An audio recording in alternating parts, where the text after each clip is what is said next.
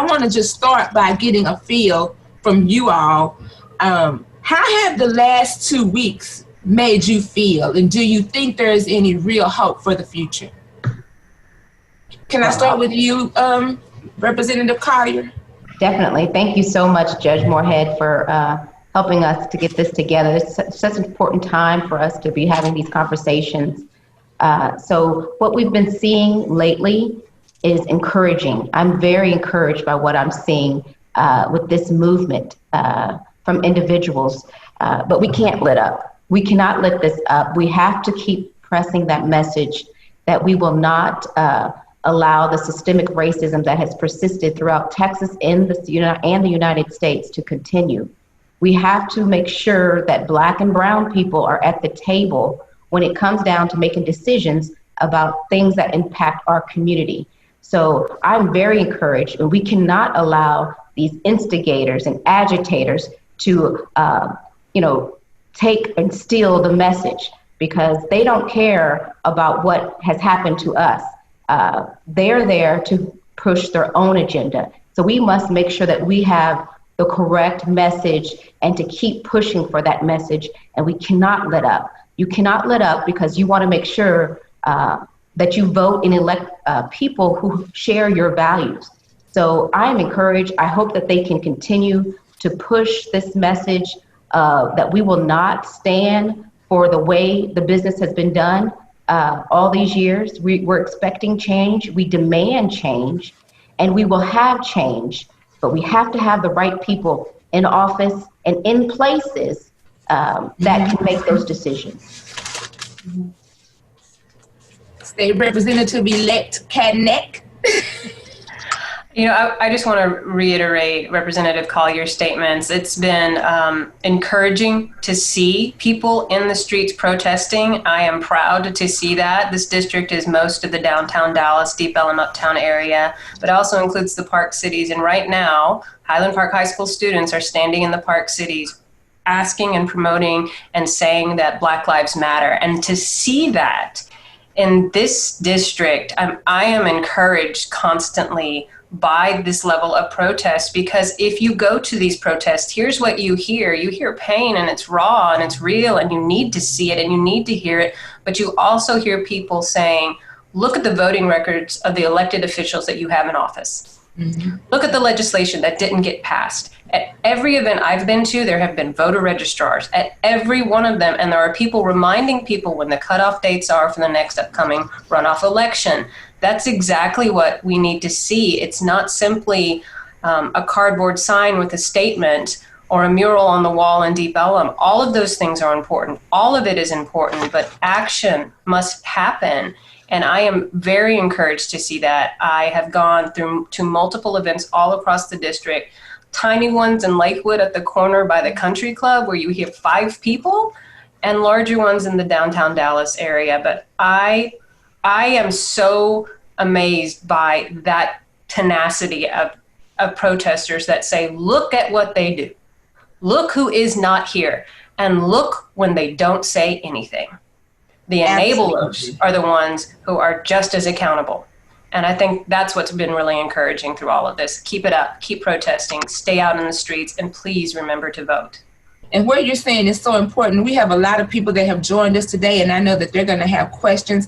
I want to take a moment to introduce you all to our technical administrator, our meeting hostess with the mostest, Miss Priscilla Cisneros. Can you share with us and share with our attendees how they can submit questions? Yes, thank you, Judge Moorehead. So everyone who's on the call, if you have any questions during this discussion, you can send them to joanna4texas@gmail.com. And that is JOANNA 4 Texas TEXAS@gmail.com. Fantastic. And we do want to get your questions. But I'm going to start first here with Representative Collier, because you all talked about we need to start doing something. We need to do something. Well, the Democrats have unveiled today some far-reaching legislation, and the bill is called the Justice in Policing Act. And what it does is it has a few things in it, including banning chokeholds, banning no-knock warrants in drug cases. That directly relates to the tragic loss of Breonna Taylor. Asking police departments or demanding police departments to send use of force data to the federal government. It also includes training programs on racial bias and grant programs to create independent processes and procedures to investigate misconduct or excessive force. Can you talk a little bit, Representative Collier, about some of these issues and things that we're already doing in Texas? Oh, absolutely, Judge. Very important. It's a big step for the federal government to actually file this large piece of legislation, and we definitely need to support our congressional leaders that are supporting this one.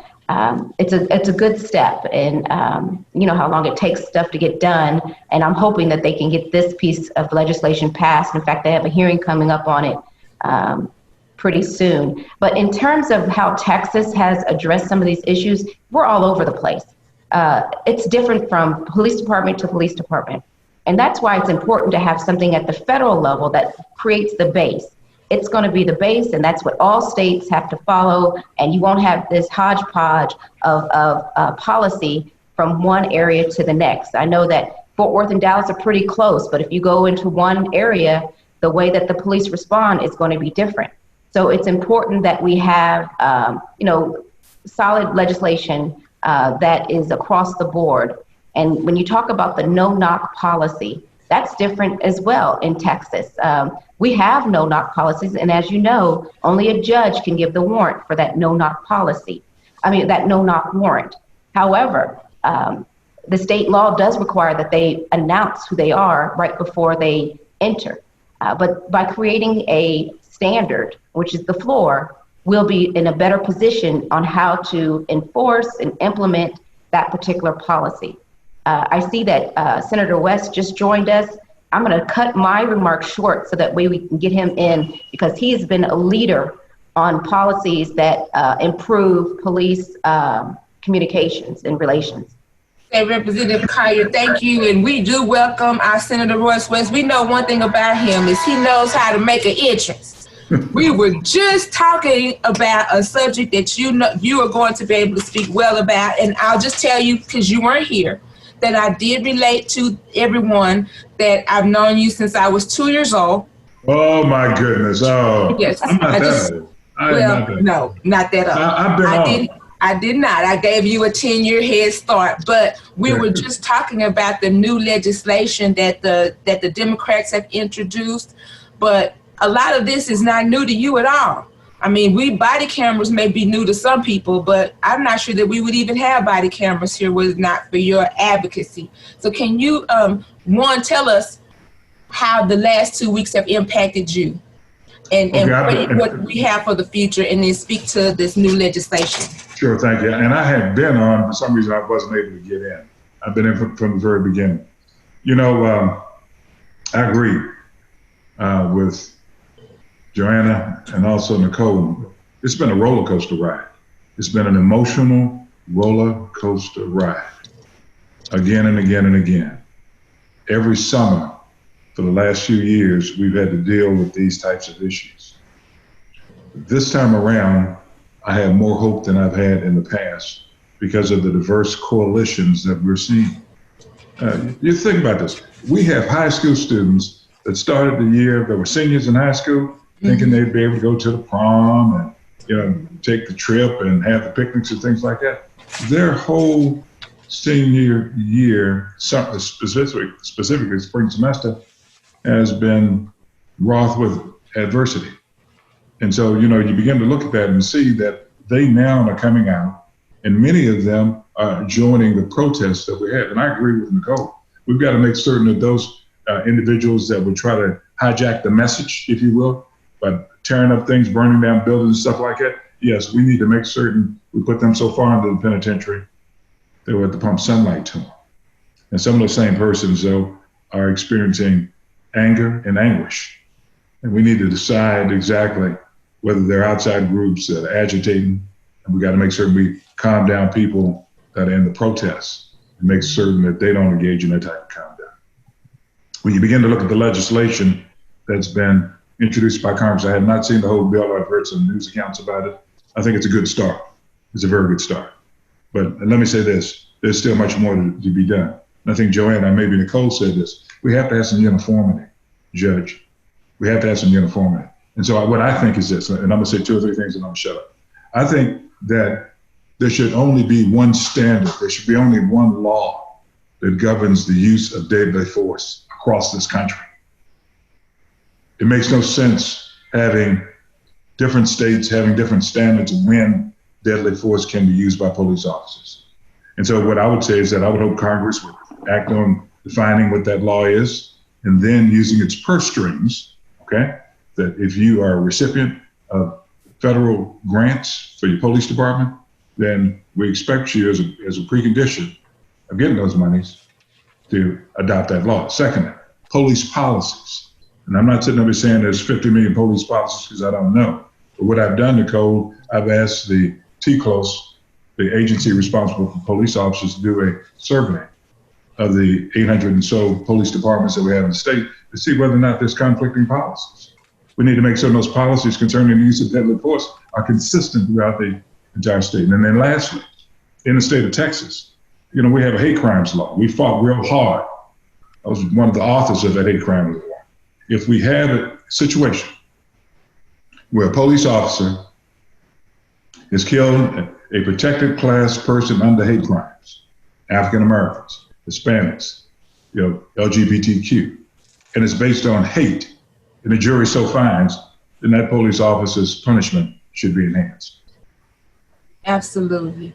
And you mentioned the uniform definition of use of force. Joanna, are we doing or working on anything in terms of Texas as a definition for use of force? No, over the weekend, State Representative Carl Sherman was on our local WFAA Channel 8 talking about that and the need for a statewide use of force policy, something that would be uniform across the state of Texas.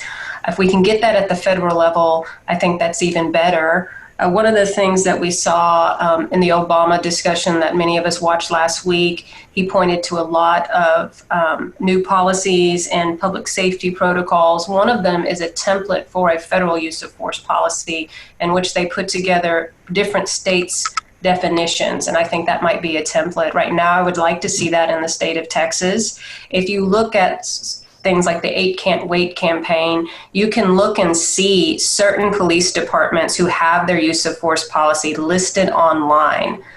The tough part is that not all of the policing agencies have their use of force policy listed online. And if there's a way that we could get a uniform policy, I think that's going to make sense. As an educator, there are things the state of Texas requires me to be uniform in my syllabus at the very basic level so that every single freshman walking into a classroom knows these are the things you must learn, these are the things required, these are the things that move you on to the next level. That's just as an educator. I think at minimum we should be able to do this, but if there's federal legislation to do that, even better. But right now, it's a hodgepodge. In House District 108, you can look and see what the Dallas Police Department's use of force policy is, but you cannot find Highland Park's. And that's frustrating for anyone. You can't, as you drive all across the state of Texas, you're in different municipalities all the time. What's the use of force in that one? And who's going to have a camera on, who's not? That's so frustrating. It's so frustrating for all of us. And if there's something that we can do to make that easier, even better.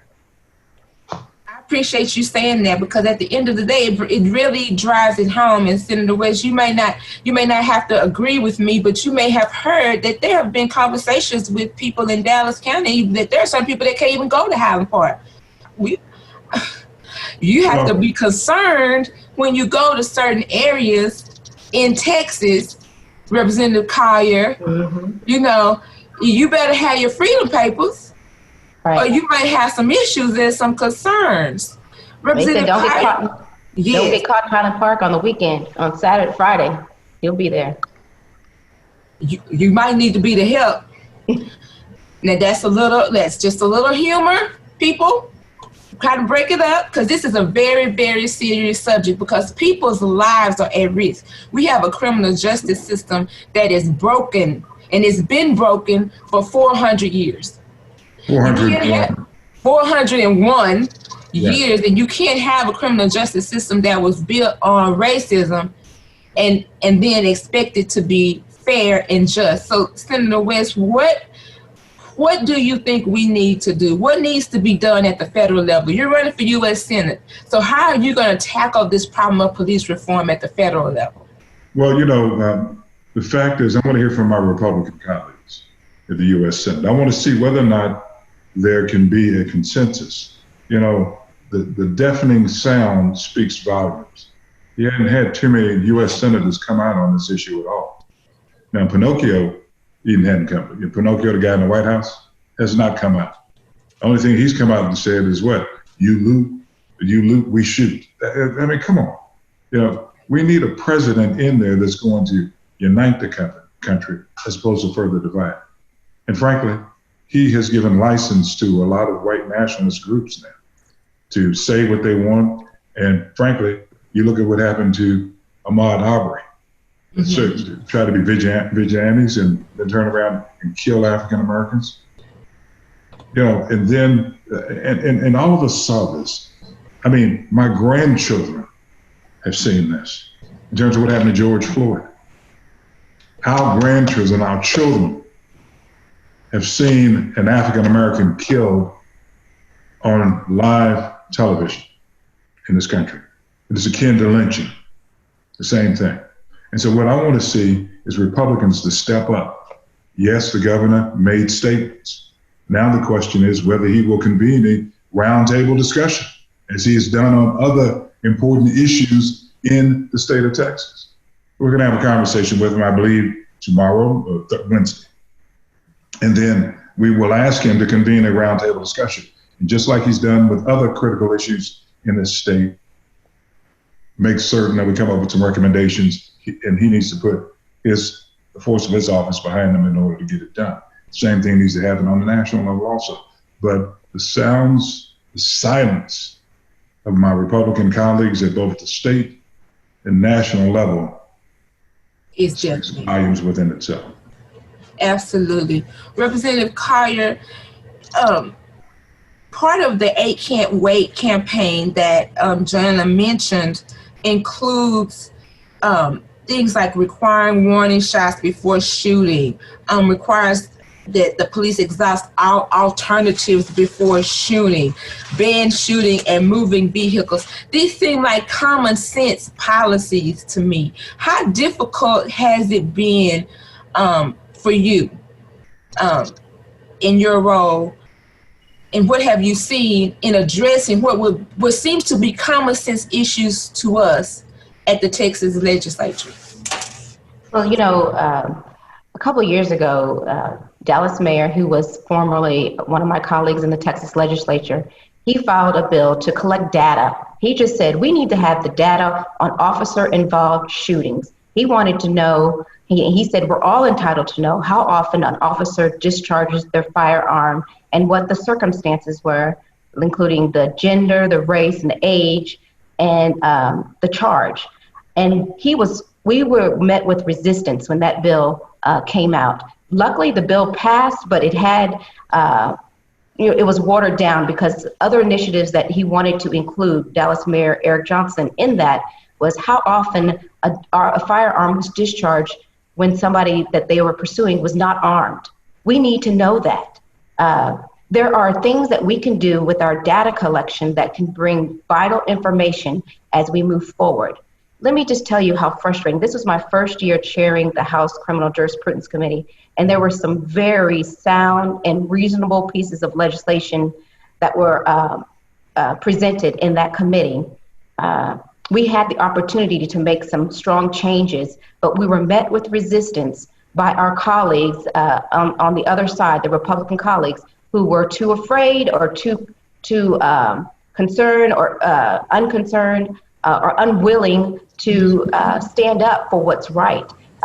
Again, the police unions, they have a strong voice when it comes down to passing legislation. Now, we want to protect them, and that's why a policy on no knock, it's good for everybody. It's good for the police, and it's good for the resident or the person that is being pursued.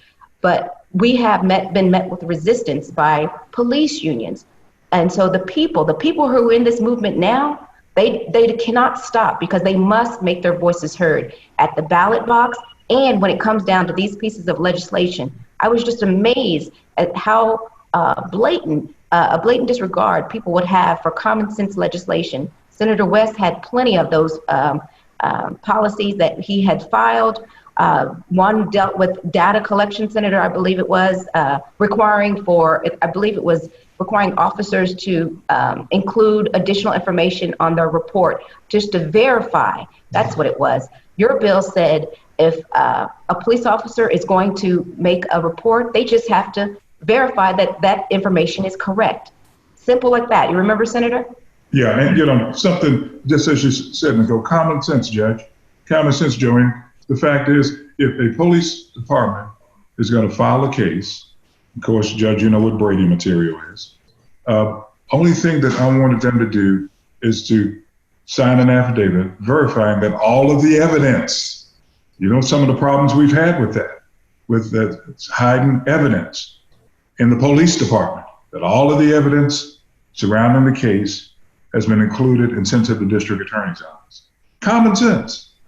And then I was able to pass it out of the Senate, but we weren't able to get it out of the House because the police unions decided to fight it and kill it over in the House of Representatives. Common sense legislation.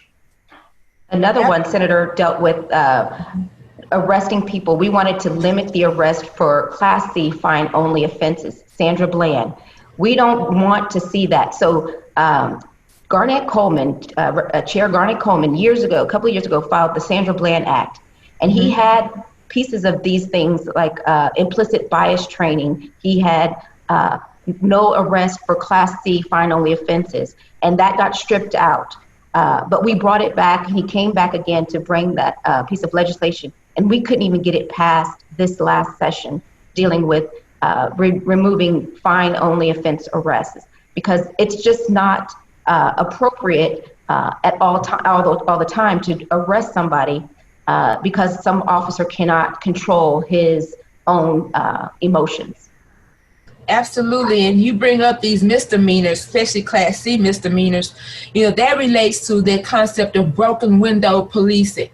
That's right. Where we end up with an over-policing in minority communities, because the thinking is that if you over-criminalize misdemeanors, that somehow you will affect outcomes on felonies. But we know that that's not true. We just end up over-policing and then putting Black and brown people in the position to have to deal with issues pertaining to excessive force. Representative Cattanach, is there something that you can see that can be done when you get elected to deal with the issues about the misdemeanors, even data collection of where people are arrested for misdemeanors, where people are stopped for misdemeanors? Do you have any ideas? So data collection is so important, but what you do with it is even more important. And while the legislature, asks for studies to be done, whether or not that gets passed or not, that is not the only avenue. One of the things that I did as a reporter, and this is part of what is also part of this process, it is not simply the legislature. It must take community activists. It must take people on the outside. I participated in a project with the Freedom of Information Foundation of Texas, as well as College of Journalists, and they FOIA'd every single Texas Police Department and every single Texas Sheriff's Office on their use of taser data. They collected all of it outside of the legislature. They collected it. They warehoused it. They looked it up, and they wrote a report to say, this is what has happened over the course of a certain amount of time with regards to the use of tasers, who they were used on, the demographic identity of officers, and where it was happening. That's also the other side of this. It's not simply, are we collecting data? It's what you do with it. Yes, we have use of force policies listed on a website, but you're going to have someone go in there and look and really look at what does that data mean. That is, as a journalist, that is my background. looking at data and collecting it, that is part of it. And I think that's important for us to realize as well. Requesting the data is important if this legislation does not get passed, and often it does not. And there was fantastic legislation last cycle, and again, it's not been passed. That does not mean the importance of it doesn't stop. It does mean looking into the community and saying, this is what we were looking at and we couldn't find it, but you as a community member today can file a FOIA today on a policing agency. And you can do that across the state of Texas. And I think that's also part of this conversation. Getting legislation passed is so important, but sometimes the time runs out, the votes aren't there. But it doesn't mean that data collection isn't important, because it can be used in other ways. Well, one of the obstacles to that data collection, Senator Royce, you mentioned the police unions, and it seems that the police unions can almost put a stranglehold on policies that have actually been implemented by the actual police department. Can you talk a little bit about the relationship between the community, and elected officials, the legislature, with police unions? Yes, I can. Let me say this. I want to make certain that if a police officer leaves home on any given day, that they're able to return home that evening. Same thing with citizens who leave home. George Floyd never thought in a million years that when he left home that morning, that his name would be known by people worldwide as a result of his death at the hands of the police officers. You know, when we think about the power of police unions, they have a lot of power, both at the federal and at the state level, because you can be assured that some of the good old boys won't do anything that is not supported by police departments. As an example, the bill that we had just saying the police departments have to verify that the evidence that they're sending to the DA's office is all of the evidence. They didn't want that to happen. And then second, and something that's real important we hadn't talked about, is gypsy cops. All of us know what gypsy cops are, right? I mean, the concept. Let me make certain that those of you that are participating, when a police officer has a complaint filed against him, and then that police officer decides to resign, okay, and then leave the police force, sometimes, in many instances, those police officers are recycled. They find out that they're able to go to a smaller, rural, in many instances, police department, stay there for a couple of years, and then they come back on to an urban police department or a suburban police department. We've got to make certain that we have that information about police officers that are resigning subject to a complaint. And we've got to make certain we also get the information about what police departments they're going to and whether or not there are any issues associated with them there, and keep track of those officers to make certain that we only have the best police officers in law enforcement that are reasonable people that will work with you in order to come up with a reasonable policy at the state and federal level. Well, you talk about good police officers. We have the best police officers, but how do we pay for and recruit these type of police officers? In Dallas, the average salary for a police officer is $55,374 a year. The minimum requirements include, if you're 19 and a half to 20 years old, you have to have 60 years of college and a 2.0. If you're 21 to 40, the minimum of college education is 45 hours and a stellar GPA of 2.0. You have to be certified by a staff psychologist regarding your mental state, and you must have excellent moral character. How have these qualifications failed us, Senator? Well, I think, again, it gets down to several things. Number one, recruiting. You got to make sure you recruit the best and the brightest that fit all of the requirements that you just mentioned. And yes, we have a shortage of police officers, but we should not compromise our principles in terms of hiring them.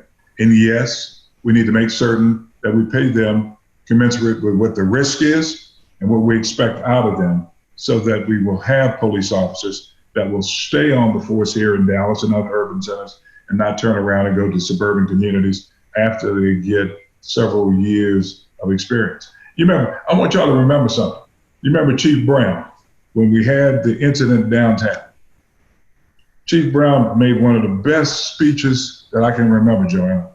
He sits up and says that, you know, we expect too much out of police officers. Mm-hmm. Fact is, we want them to be mental health officers. We want them to be counselors, you know, all the things. So we need to better define, Judge, their role and make certain that we fund accordingly that particular role, and those other issues where people call are answered by persons with the skill sets in order to address those issues. And that's what I think when some people are talking about, some people at least, are talking about defunding the police department. I don't think that they're talking about defunding the police department, because when I pick up the telephone, I want to see a police officer if I need one. But I think we need to make certain we understand and appreciate what role they need to be playing and who else needs to be side by side with them, so to speak, in order to take care of some of the ancillary issues that they're now called upon to address.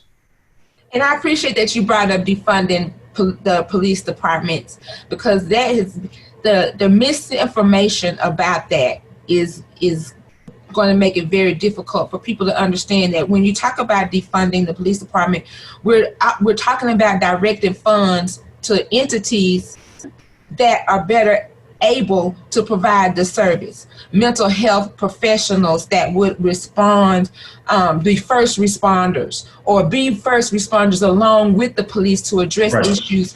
Having a place, you know, criminal trespass is very popular in misdemeanor court. But I would venture to guess 80 to 90% of those people are homeless. Right. But they have no place to go. So we send the police to pick up somebody that's homeless, to give them a temporary home in the jail. Representative Collier, if we defund the police, how does the legislature, how can they have a voice and impact on creating programs and directing funding at the local and state level to programs that will advance the cause of criminal justice reform? Well, you know, of course we can ask.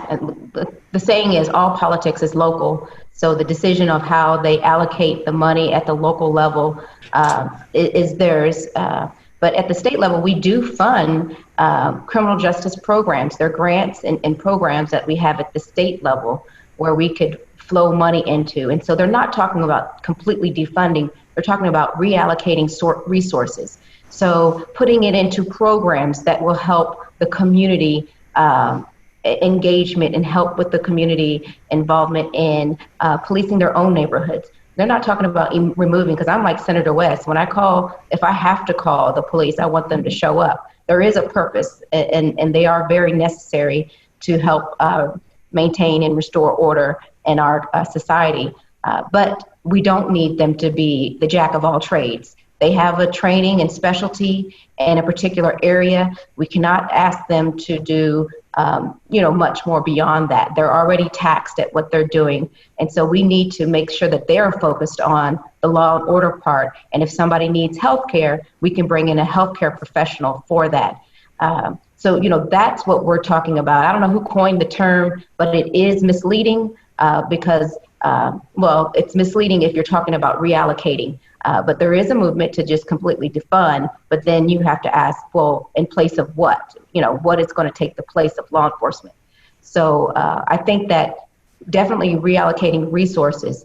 But one thing, when we're talking about criminal justice reform, there's so many areas that we need to touch upon, like the technical violations for parole. We've got to make sure that everybody's following the same policy. And this needs to be uniform, because there are too many people whose parole is being revoked because of technicalities.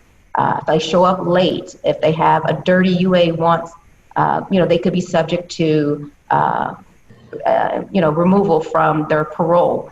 We've got to talk about second chances. I have received calls from individuals, their family members. I had a call from a father who said his 24-year-old son was sentenced to 25 years in prison for his second offense.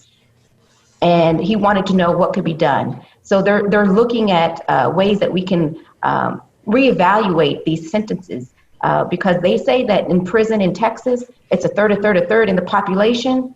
But when you look at and you talk to people, that cannot be true. There's way too many people that look like you and I that are filling up these prisons and jails, because it's not just prison, they're in the jails too. So we've got to make sure that we take action on that. And then also looking at the issue of future dangerousness. Now, this is an issue that is brought up when somebody's being charged with the death penalty. Youth individuals, young people, have been charged with death, and you get death based on whether you are considered a future danger or not. And so Texas still follows that policy, but other states have started to remove it because somebody's actions at the age of 18 will not determine exactly how they are going to be when they're 25, 30, or 40 years old. So I don't believe that that's a reliable predictor of that person's future at that time, at that age. So there's so many topics that we can cover in terms of criminal justice, and there's so many people who have acted on it for years, but they have not been able to get through because we don't have people at the table that look like us. We need to make sure that Black and brown people are part of the decisions that are being made when they have decisions that impact our community. Great. Senator West, do you have anything?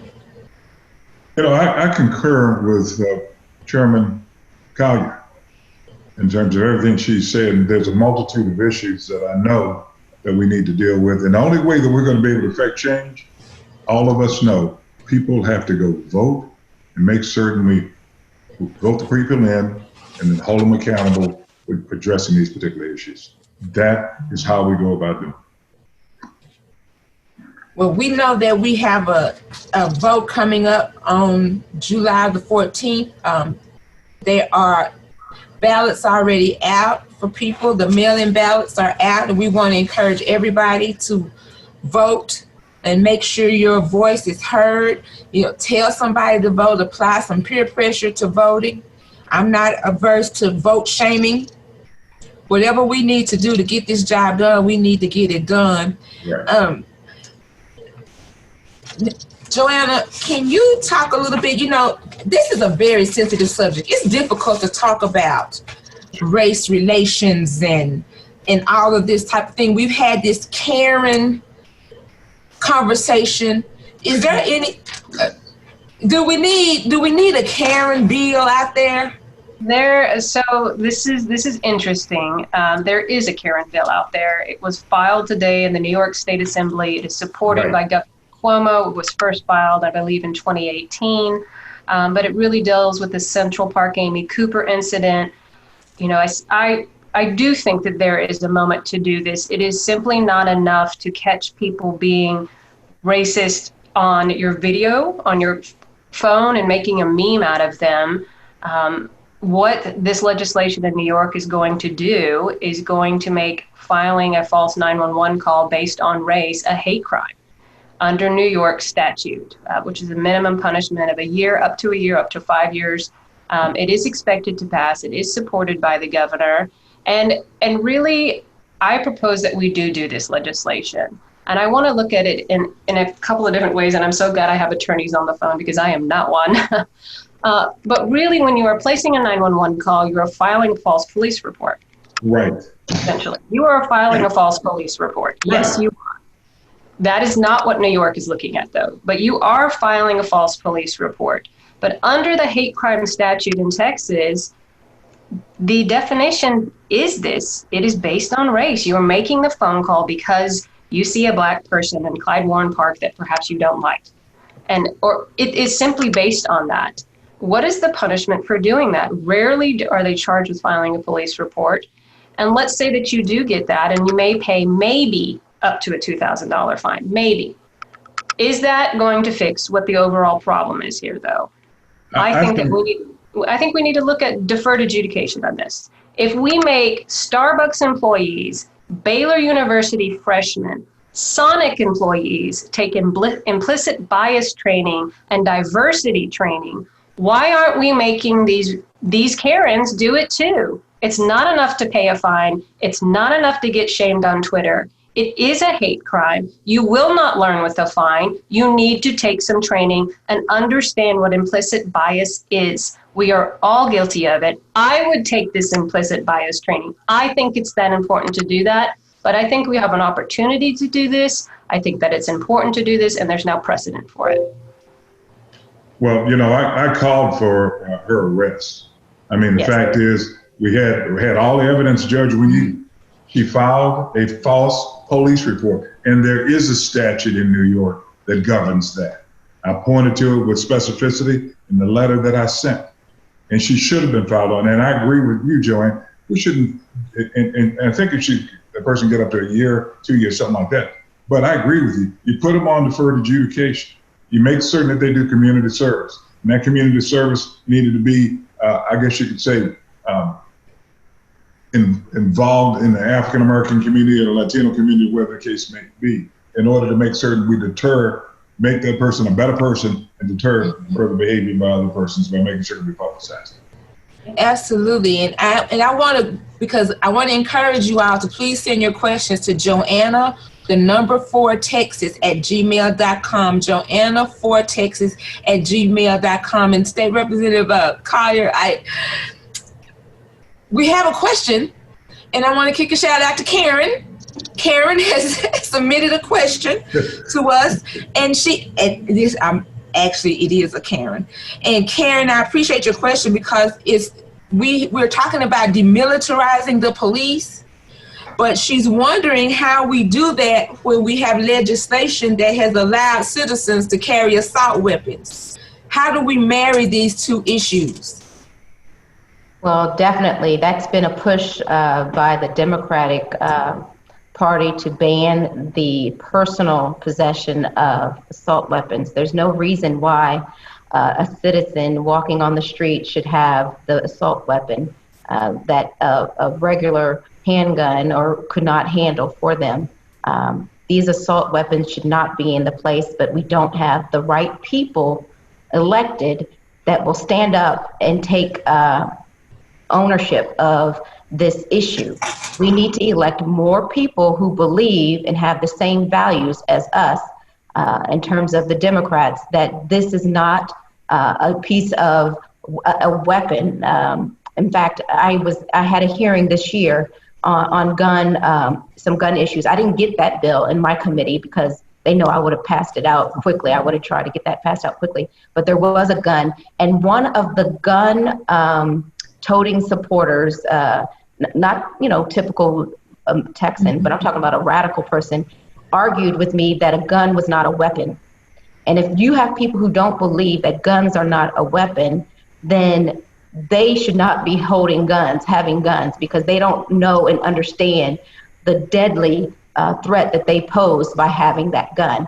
So we definitely need to continue to file these bills, but we have to elect people. I know we keep talking about voting, but there's so much power in the ballot. There's so much power in your vote. And if you have people that are running for office, they're courageous enough to run for office and share your values. Now, we may not agree on everything, but if we have a common sense of a common core of values that we believe in, then you need to get out there and vote and support them. And that's why the people who are in this movement now, who are tired of the systemic racism that we're seeing, we need them to get registered, just like what you said you're seeing.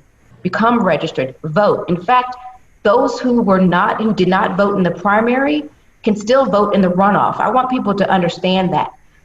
We have the chance to elect the first African-American United States Senator from Texas. And unless we have people at the table that look like us and that believe in the same policies that we believe in, we're going to have the same old, same old. So I cannot impress upon people enough that you have to make your voices heard by voting. And anybody who is a registered voter can vote, as long as you didn't vote in the Republican primary. If you're a Democrat and you're pledging to be a Democrat, you can vote in this primary runoff. And Senator West is not the only one on that ballot. There's going to be other people that are going to be on the ballot that you can make your voices heard. And we do need to support our ballot. We need to make sure that we get out there, that we all go west, that we support Joanna Cattanach. And Senator West, we have a question here that I think is important, and you can certainly speak to, and this is from Dr. Beal. And Dr. Beal talks about these body cams, and I've seen it in my court for sure, that we have this, the amazing disappearing body cam video.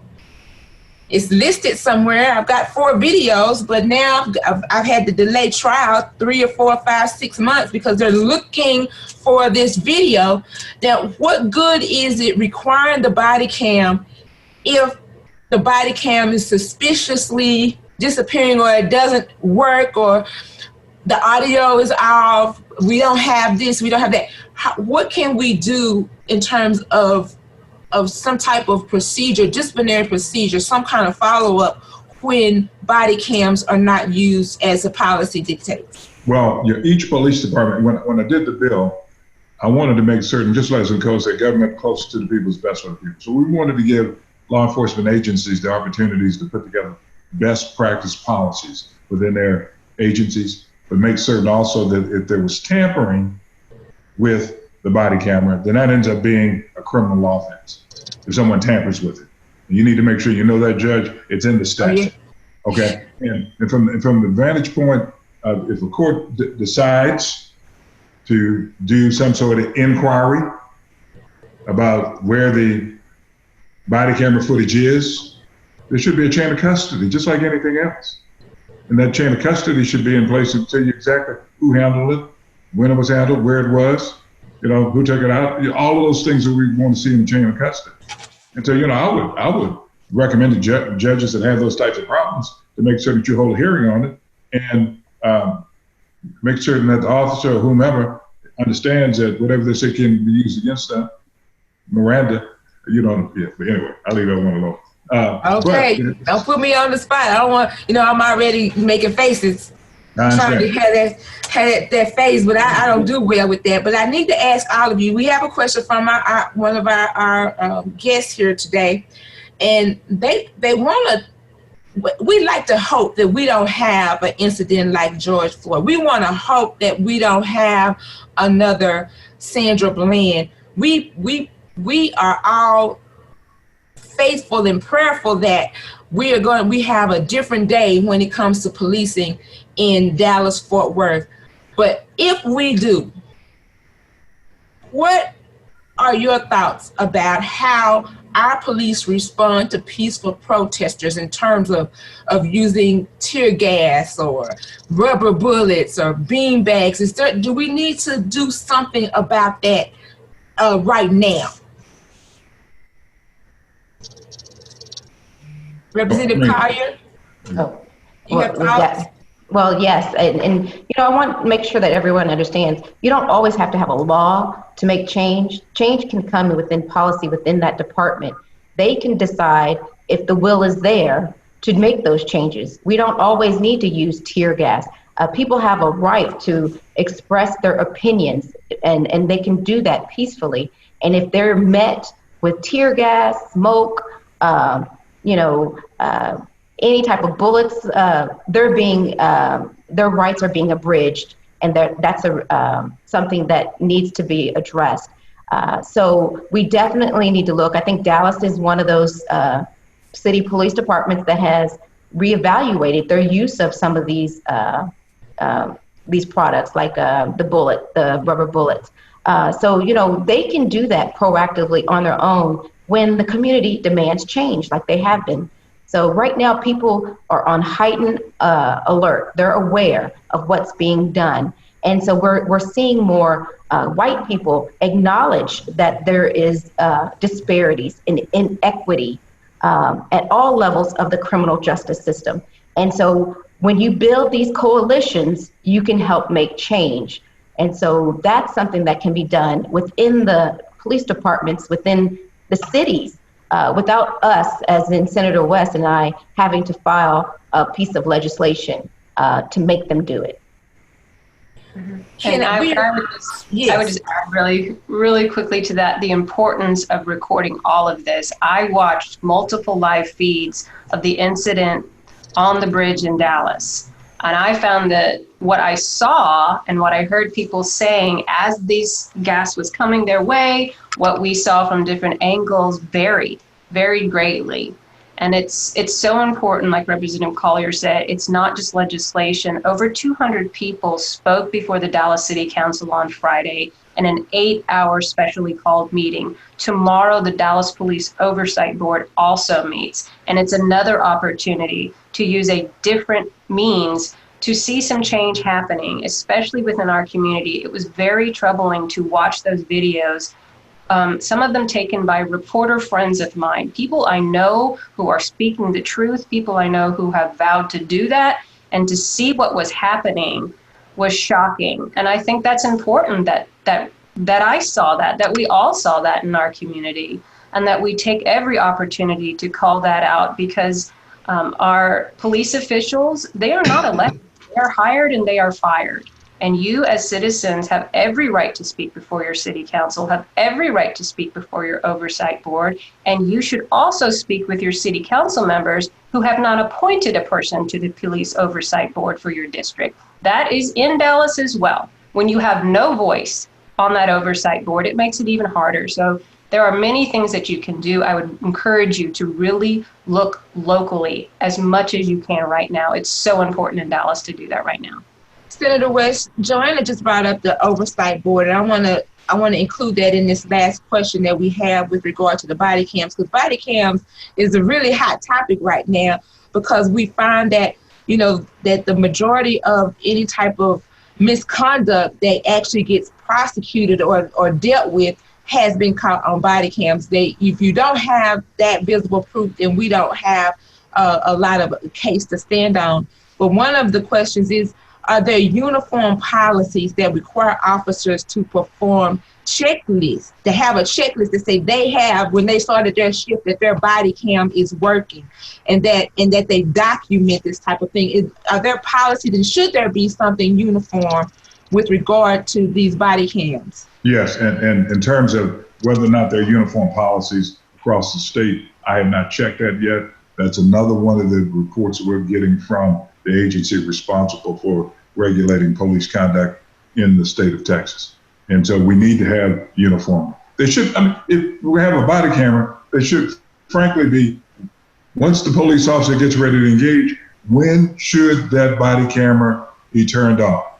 And should that be uniform throughout the entire state of Texas, Madam Chair? I think it should be. And so we're going to be getting information about that, and then seeing exactly what the practices have been. We'll make sure you know about that and what recommendations should be made. Well, we're getting to the last few minutes, and I want to give you all an opportunity to close us out. And I want to say to everyone out there, you all have a role you can play. There's something you can do. You can definitely vote, and we need you to vote. We need you to support these campaigns where you can financially. We can't do this without your support financially.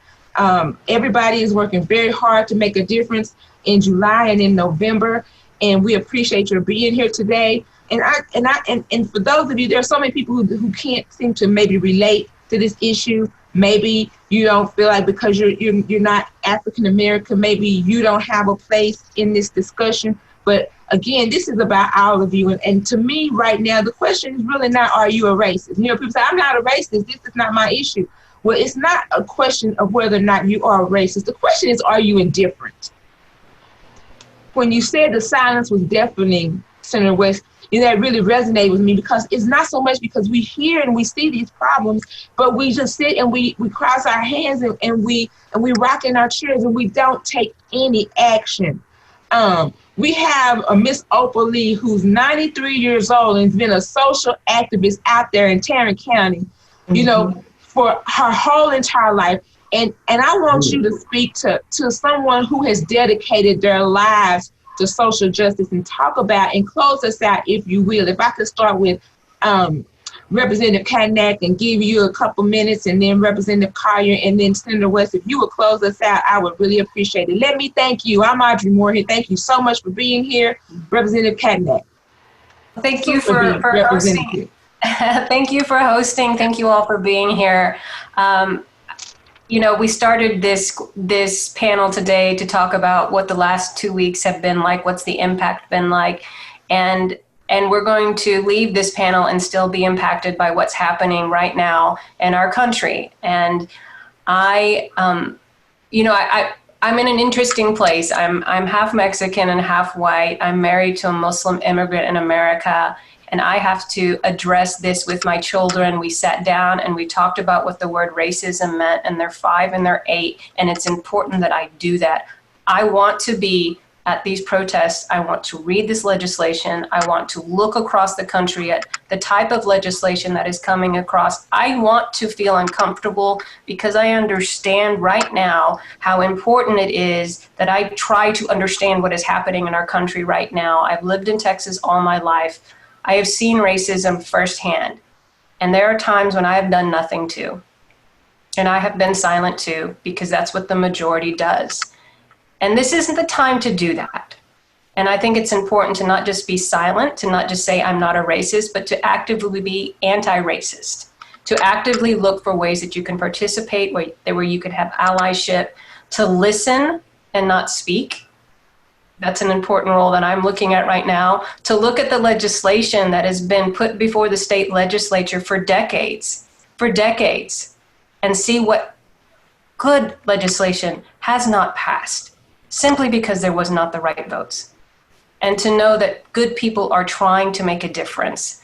And to, again, I cannot reiterate enough, please vote, please register to vote, and please hold your elected officials accountable. Absolutely. Look at their record. Look at what they don't do too. And make your voice heard in the July runoff and in November. Go register 5 more of your friends, vote down ballot all the way, and let's flip this state and put a new senator in that seat in Washington, D.C. Absolutely. Representative Collier? Yes, thank you. Ms. Opal Lee has been a firebrand for Texas. Moving for the Juneteenth national holiday. I'm very familiar with Ms. Opal Lee. She's been a great mentor to me and a leader in our community. This just 2 sessions ago, Senator West and I passed the bill that Ms. Opal Lee asked us to pass, creating the Juneteenth license plate. You can get your license plate through DPS, and you can also contact Community Unlimited, which is helping with that effort. But definitely, Ms. Opal Lee, we have not let this down. We understand and value the importance of making this a holiday, a national holiday.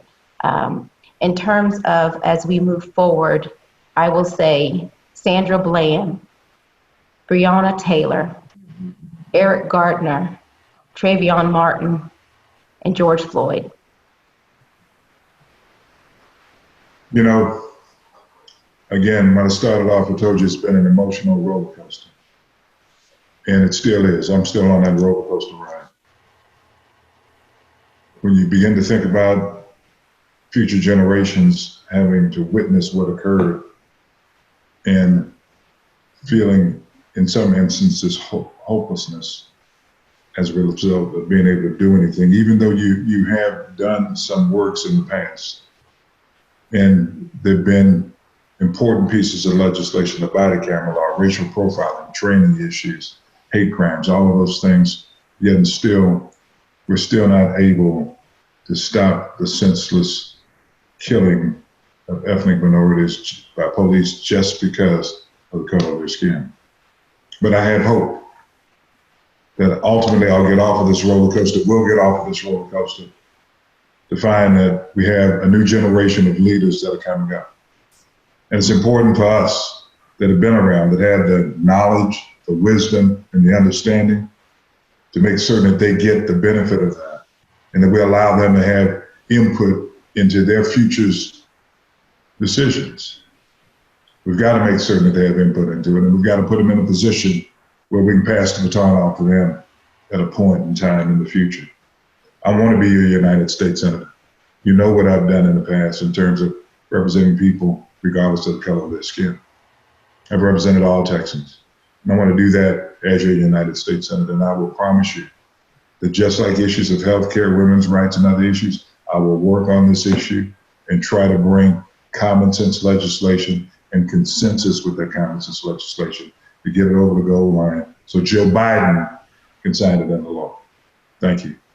Absolutely. Thank you to all of our panelists, to our beautiful Priscilla Cisneros for moderating this helping us to administrate this discussion. It's been my pleasure and honor to moderate this for you today.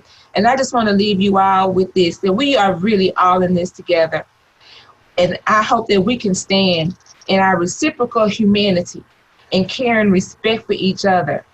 Care and respect for each other, that we have the best United States of America, and we live out the promise of our Constitution that all men and women are created equal and should have and will have justice, especially with Senator Royce West right there being our first United States Senator from Texas. Thank you all and have a wonderful evening. Thank you. Thank you so much.